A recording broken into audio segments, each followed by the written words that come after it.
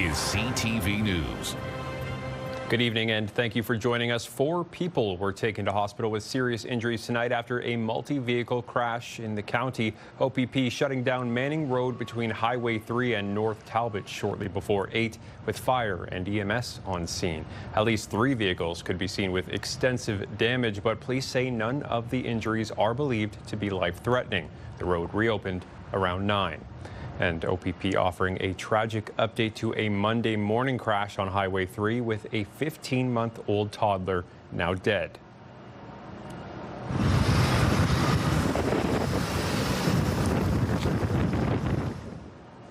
The crash happened around 10 a.m. yesterday between Leamington and Kingsville. The young boy was a passenger in an SUV with the driver of that vehicle, a 33-year-old woman, also taken to hospital with serious injuries. 3 other people were also taken to hospital from the other 2 vehicles involved, treated for minor injuries. Anyone who might have seen the crash or who may have dash cam footage is asked to call Essex County OPP.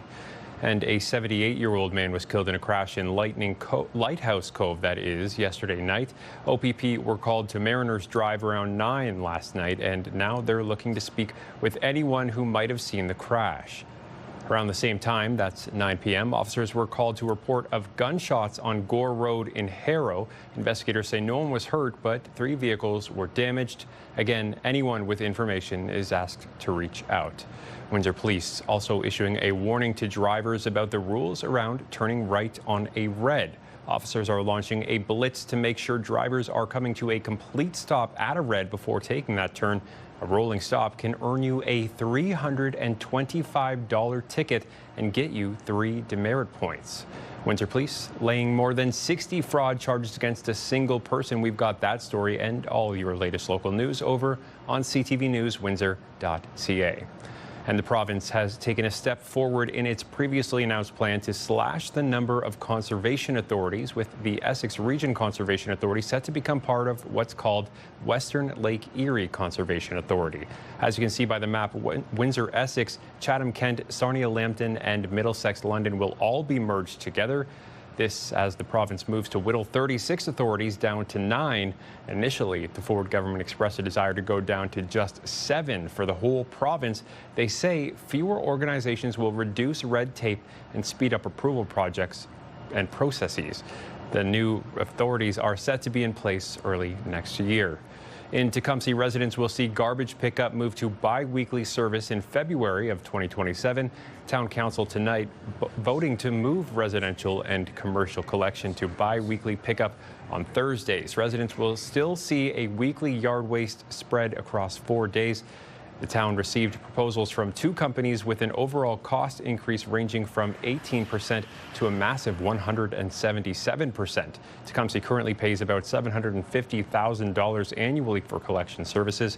The winning bid will be presented to council for approval at the next regular meeting. Meantime, an Amherstburg town councillor is on the defensive after his counterparts had questions about his phone call with Premier Doug Ford. It seemed very disrespectful, the way you spoke on AM 800. And I started to get numerous phone calls saying, we do not want him to be speaking on anything to do with Diageo or money that would be coming to our municipality. That would be council's prerogative. Councillor Lyndon Crane told AM 800 his phone call with Ford was only about 2 minutes long, during which they talked about the town's economic and financial needs after Diageo idled the bottling factory. Crane doesn't believe there is a problem for him or any other member of council, that is, to keep in touch with the Premier of Ontario. Just a clarification, because I feel like I'm being targeted here a little bit. Clearly, it's an election year. I'm going to cut it off right after this. Yeah, clearly it's an election year, and I can tell by the questions I'm being asked. It was no disrespect. The mayor and I spoke out of 444 municipalities. I want to make sure that Amherstburg is known. And frustrations at Chatham-Kent Council last night, too, after a meeting between some councillors and the Ontario Hockey League apparently happened without the knowledge of the councillors not invited. CTV's Chris Campbell reports. Is it true that there was a private meeting with OHL officials, the mayor, and multiple council members, almost half. Did this indeed occur? A meeting many around this table only learned of through local media reports. Is this how we're doing business in Chatham-Kent now? I'm caught off guard by all of this. Councillor Alison Story says she heard about the meeting from a constituent. Well, I literally just learned about it like a day or two before council. 11 of us were not informed about any of it. Story says she has serious concerns about transparency, worried about the way those who took part in the meeting were selected to join. Deeply disappointing, it's deeply disturbing, and it's deeply anti-democratic. Councillor Michael Bondi says discussions about a potential OHL team could involve major spending that every elected official should be aware of. We're not talking about buying swing sets. This is a $220 million arena. So this is a very big deal. But Councillor Brock McGregor, who attended the meeting, says it was simply an information session. So the OHL had reached out. They had some interest in Chatham-Kent. They were discussing some of their expansion plans, really wanted to learn a bit more about the community and just provide some information on what's going on with the league right now. Mayor Darren Caniff says he limited attendance after being advised inviting all councillors could violate quorum rules. I wanted all council to attend. But the clerk said, no, you can't have all of council. Caniff says he invited councillors who had previously expressed interest in arena discussions and says he will ensure council is notified if similar meetings happen in the future. If ever again we're talking to the OHL, I'll make sure that all of council is well aware of the meeting. The mayor also says whether or not an OHL team eventually comes to Chatham-Kent, the municipality still needs to explore building a new arena, noting the current facility being considered for replacement dates back to the 1940s. Chris Campbell, CTV News.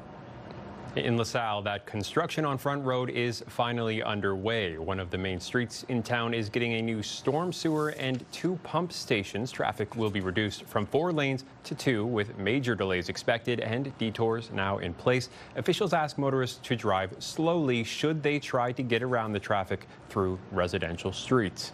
And a conference at the University of Windsor is exploring how 3D printing could reshape the future of home construction. But as CTV's Sanjay Maru reports, some say Canada is behind on the tech. That was good. Layer by layer, a robotic printer puts down cement, forming the walls of what could one day be someone's home. This form of construction using 3D printing was the focus of a conference at the University of Windsor, bringing together engineers, researchers, and builders. There's no accident or injury involved because nobody working there. It's a lot of flexibility in terms of architectural benefit. You can print any shape, anything.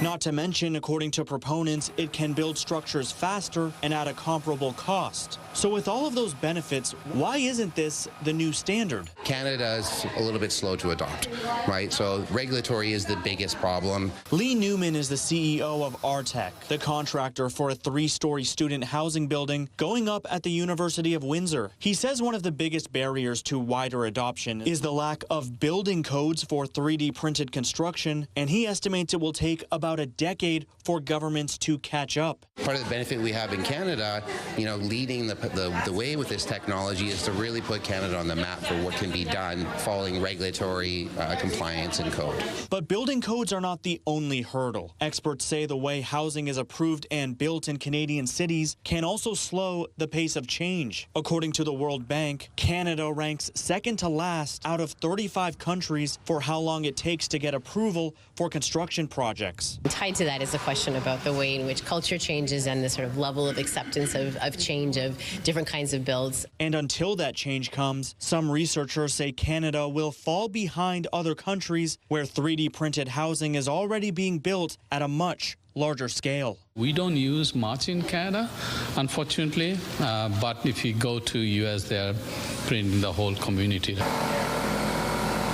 Sanjay Maru, CTV News.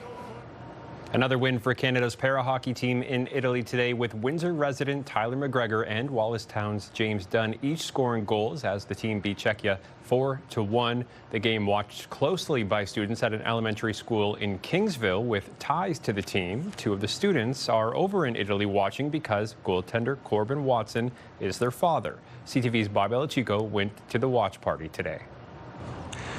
A lot of excitement here at St. John de Brébeuf in Kingsville for today's game, Canada versus Czechia. This school closely connected to Canada goalie Corbin Watson. Let's go check out the action inside the school. Can we do Go Canada? 1, 2, 3.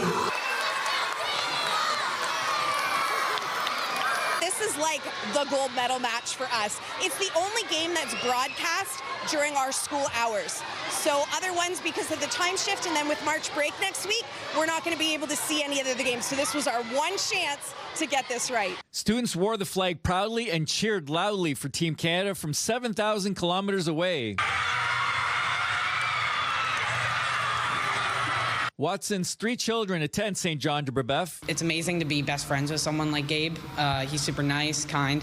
His dad's also very nice. I've met him a few times. We've been cheering on the family kind of since the very beginning, so it's exciting to know that he was going to go when they qualified for it, and we've kind of keeping that buzz all the way along. Students have learned about the para games and para hockey. We learned that about the sticks, how they have the pointy things on the end so you can move around. And we learned about Corbin Watson. I never really thought that becoming a goalie was that interesting. And when Corbin opened my eyes, it sort of made me feel this is a really good experience. I could become a goalie. Students are inspired by watching someone that is connected to the community and are hoping Team Canada brings home the gold. They weren't disappointed. Canada beat Czechia 4-1. Bob Belichico, CTV News. CTV meteorologist Gary Archibald has your full weather details coming up in 2 minutes' time. And still ahead, a little over a month after his big day, Wiarton says goodbye to its star. CTV meteorologist Gary Archibald is here with our first look at the weather tonight. And Gary, we've got lots of rain on the way. Lots of rain, the rainfall warnings in place to indicate 20 to 40 millimeters of rainfall in the next 24 hours, Travis. Ladies and gentlemen, if you are living in the area, and of course, this blanket of yellow indicates much of southern Ontario is at risk for the flooding, but in particular, extreme southwestern Ontario, where we live, early tonight, into tomorrow morning, we were seeing the bands start to form up stateside. Now that we're close to midnight, we anticipate the first wave to start moving through between midnight and, say, 3 a.m. By the way, today was obviously a very mild day. You might be thinking, did we reach a record? Unofficially, we eclipsed the record of 20.5 degrees Celsius set just a few years ago. Well, 5 years ago in 2021. We reached 22.6 unofficially, and it's likely to be declared official tomorrow by Environment Canada. Lots going on this map.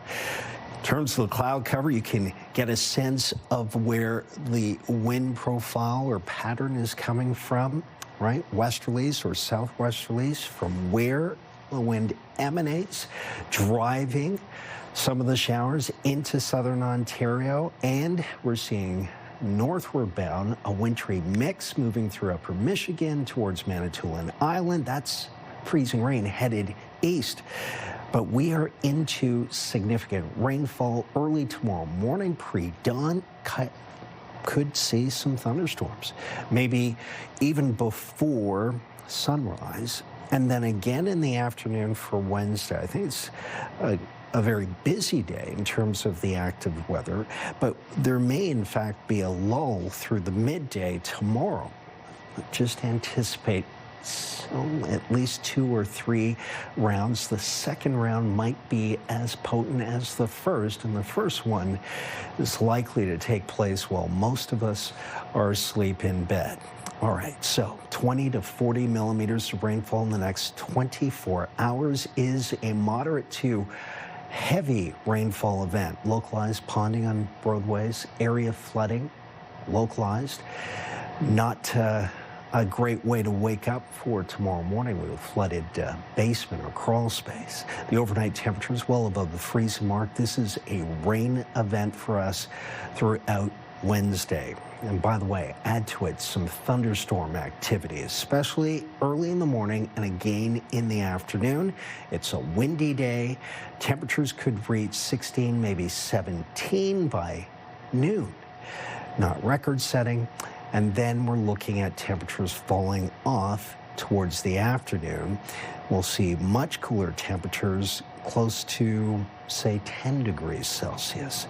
The forecast for Thursday, Friday, Saturday, a cooling down, a wintry mix possible. That extends into the weekend and next week.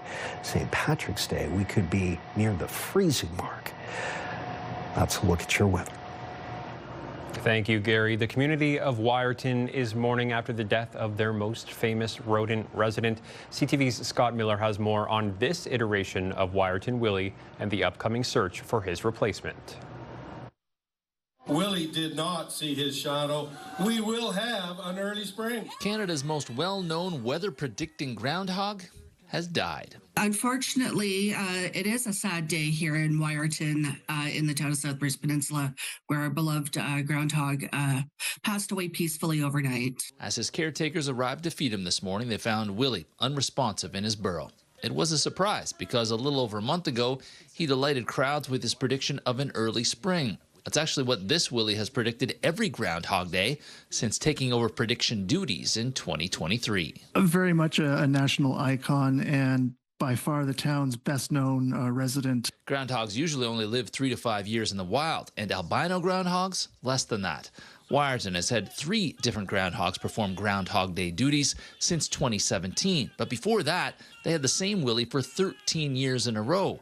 Wiarton hopes that's the kind of groundhog they find next, although it will be hard to find, as albino groundhogs are born 1 in every 10,000 in North America. Albino groundhogs are, as you say, not very common. I'm sure the town is working on that. I don't have any details about that, but I'm sure we look forward to what they will come up with, and I'm sure 2027 Groundhog Day will still be a fabulous and exciting event. We've made it public. We will be looking to get another albino groundhog, and if there's anybody out there that has any leads, please contact us here at the town. We'd love to hear from you. But for today, Wiarton and area is in mourning as they say goodbye to the town's most well-known rodent resident. Willie has always been really well cared for and brings so much joy to residents and visitors alike. And while we're sad to say goodbye, we will be looking for a new weather prognosticator to continue this beloved tradition for years to come. In Wiarton, Scott Miller, CTV News. In Toronto tonight, an investigation is ongoing into what's being called a national security incident with shots fired at the U.S. Consulate in the early hours of the morning. CTV's Raheem Ladani reports.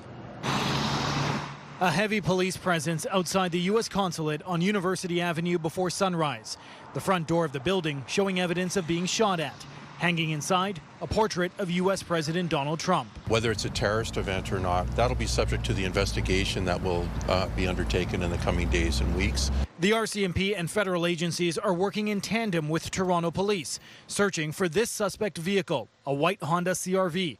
They say it stopped in front of the U.S. Consulate around 4:30 this morning. 2 individuals emerged from the vehicle, discharged at what appears to be a handgun at the front of the building, and then got back into their vehicle and drove southbound. While people were inside the heavily fortified building, no injuries were reported, and it wasn't until an hour later an officer was flagged down in the area. The forensic identification team has been on scene for several hours. In fact, right now, team members are on a ladder photographing evidence which appears to be bullet holes which were shot at the front of the building.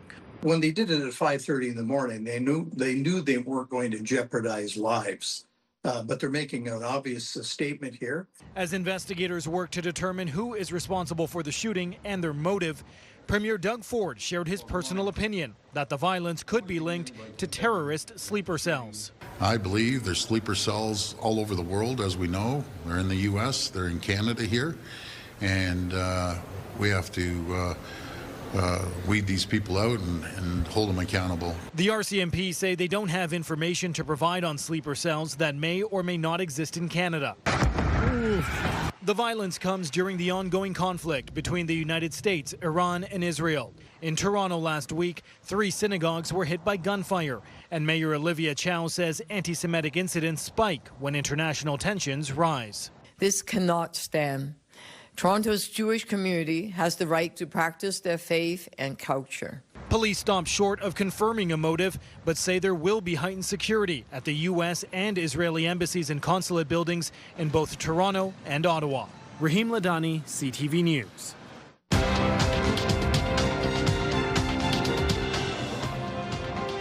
On the markets, the TSX gained 81 points while the Dow fell 34 and the Nasdaq added a single point.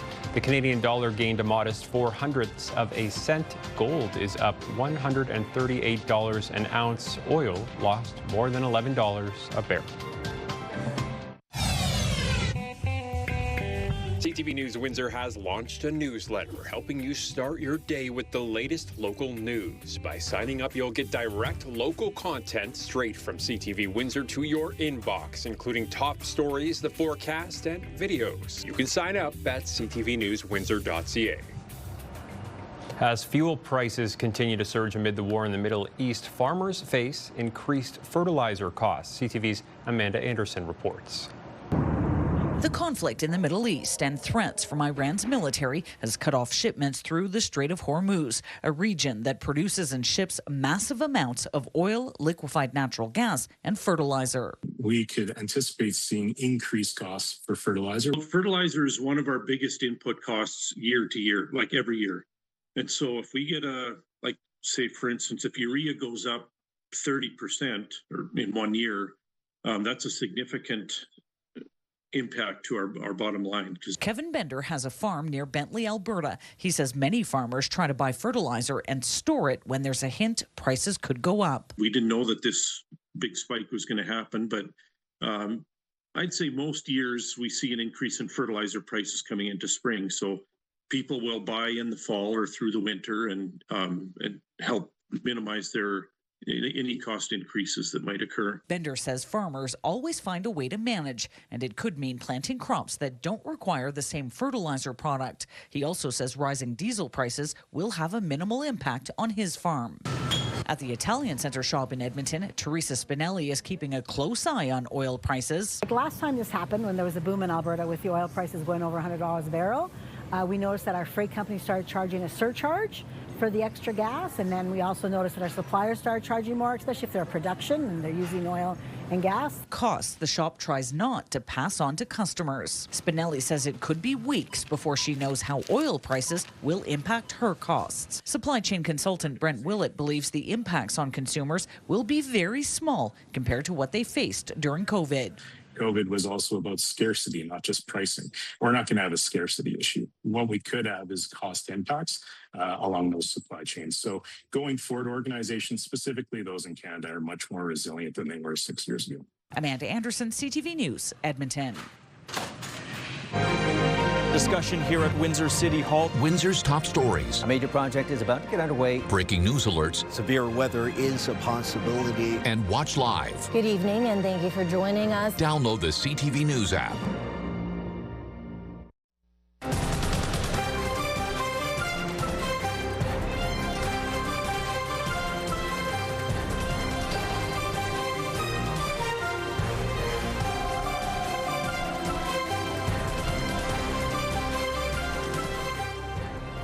Gary is back with one last look at the forecast for the week ahead. And Gary, what a swing from yesterday and today to next Monday and Tuesday. You're right about that, Travis. Temperatures just exploding, very high, well above seasonal for this time of the year. Good surge of southerly flow brought our temperatures to record levels unofficially in southwestern Ontario. Tomorrow's a different story. Early in the day, we could reach 16, but in the afternoon, I should put an asterisk next to 10 degrees Celsius. That is, we're in an unusual temperature trend in that the warmest air comes very early, but by the afternoon, we're looking at 10. But the story tomorrow is the wet weather with thunderstorms and gusty winds. It's going to be a soaker at times. Thursday, much cooler. Early AM mix of rain, snow, 5 degrees. The temperature expected. Then 6 and still a rain-snow mixture for Friday. 3, then 2, then -1, then +1 for St. Patrick's Day and cloudy. It's going to be a very active weather week, and temperatures are going to be very winter-like a week from now. Wherever you are, stay dry tomorrow and be safe. Good night. Thank you, Gary. We will not hold the rain against you. But in Vancouver, a natural spectacle is playing out on an isolated beach. It's not so much the sight you can't miss, but rather the sound. CTV's Andrew Johnson reports from British Columbia. They've taken over this small beach, and the people who have come to take a closer look are thrilled. I think it's pretty phenomenal. Listening to that, who wouldn't be curious? What is making all that noise? Just hanging out, talking to each other, being chubby and adorable. They are indeed plump. Some of them can't even keep their eyes open. These ones up here haven't moved. They're just zonked right out, and these ones are making a bunch of ruckus. Ruckus, says one expert, is the specialty of these California sea lions. When they arrive, it's almost like a biker gang has shown up for a convention. And sometimes they go back to the same spots, and sometimes they discover a new hangout. This gang is here for the herring they intend to gobble up in large quantities. They're just like sticks of butter to them. It's just full of fat. And if you're a male California sea lion, you're not watching your waist. You're actually hoping to put on as many pounds as you can, as fast as you can, because the whole goal is to get back to California looking super sexy and nice and big and able to hold a territory against other males. Where the females who stay closer to home are waiting. Experts say the barking at the beach that's left even dogs speechless will last as long as the herring run is at its peak. Amazing. We won the lotto. We live here. And so will the spectacle for nature-loving Vancouver Islanders. Andrew Johnson, CTV News, Deep Bay, BC. That's our time for tonight. I hope you'll join us tomorrow. For now, I'm Travis Fortnum. Take care.